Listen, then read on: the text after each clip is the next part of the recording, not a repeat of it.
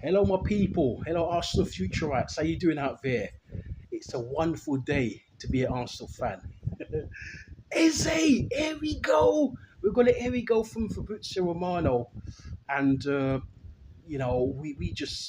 crying out for a creative player. Of course, we're going to give you the match review of the Manchester United game. We were supposed to do that today, but because there's breaking news, and as soon as I got back from work, I saw Curtis Shaw do a stream, and also Turkish. I was watching the two of them, and I said I've got to do something for my channel. I've got to let you guys know from my perspective what I think and feel about this wonderful, wonderful deal. I'm sorry if I look a bit puffed. I'm not 100%. I haven't even had a shower, wash my face. I don't. Sorry, I do apologize, but don't worry, we're gonna fix that. But yeah, I know you guys have watched that, but I always like to look picture perfect.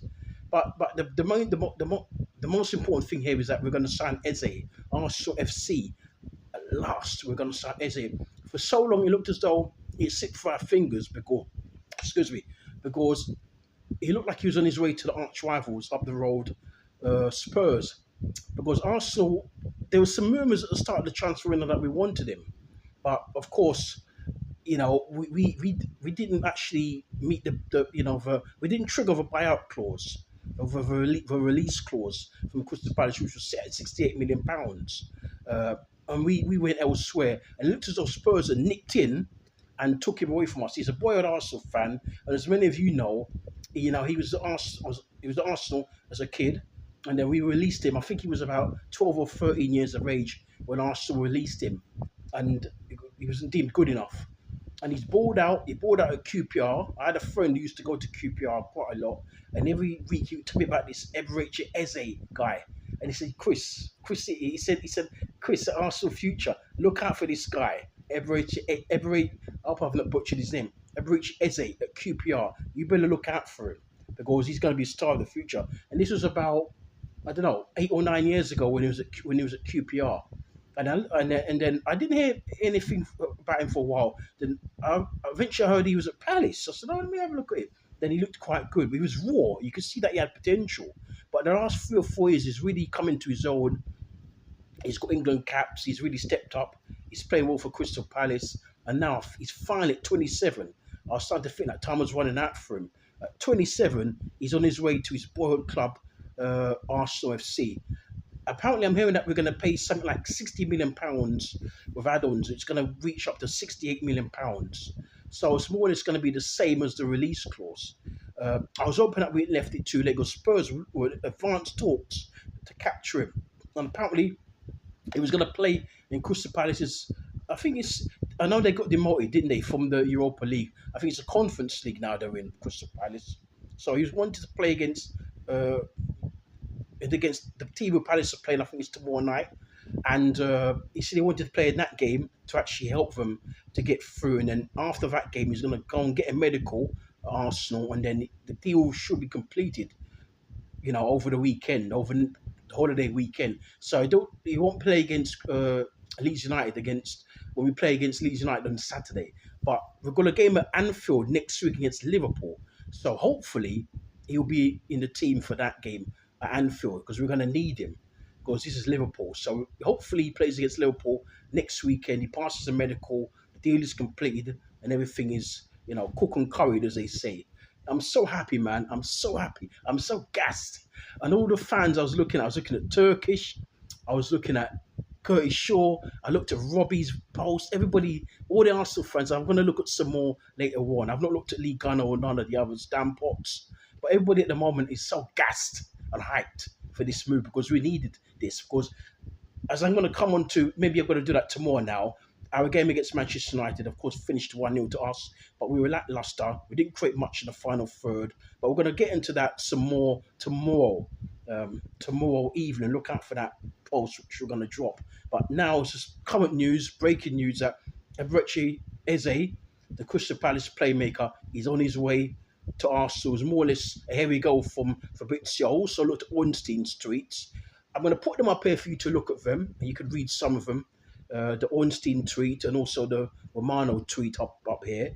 I was going to read them out, but I said I had to sit I had to go to the laptop over there, and it's going to it's packed away and I just couldn't be bothered to get it out. So I said, let me just use my phone and just tell you lot what's going on. You probably know anyway, but I know that you guys like to hear from me, because when I was off for 8 months, I got a lot of messages. Thank you so much for them, and phone calls about my whereabouts, and I explained on here the other day, and I'll do it again about some serious, illnesses illness and injury to two of our members here.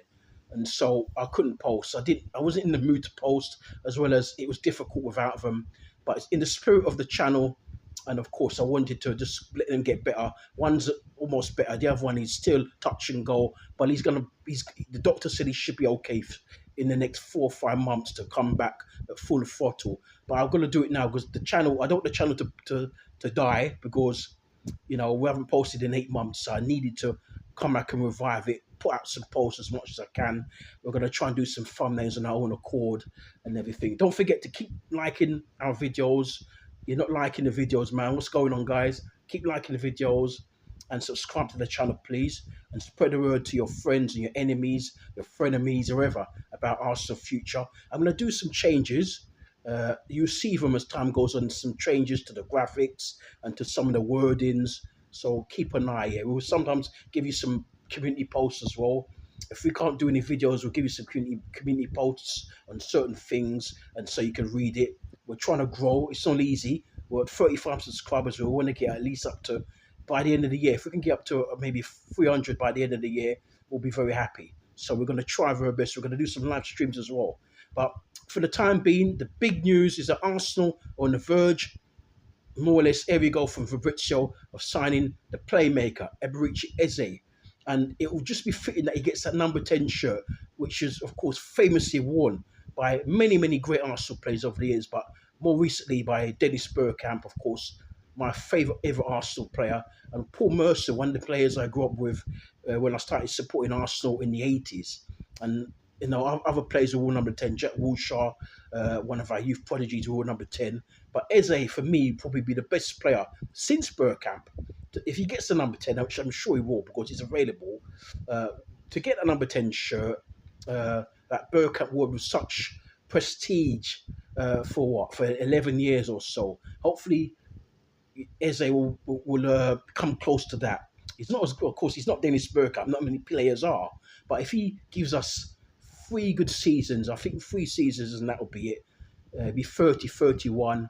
So I think realistically, looking at 3 to maybe 4 good seasons of playmaking quality and some goals, and maybe help us to win the Champions League, help us to win the Premier League, let's see, and some cups. But that'd be so wonderful for a boyhood Arsenal fan to come back after all these years and help Arsenal to finally win the league, to finally get over the line and win the Champions League, which was never done before, to win the league for the first time in 22 years, and to win some cups alongside it.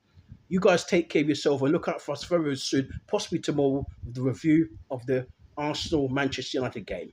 So if I'm talking a bit too fast, but I know you understand what I'm saying anyway.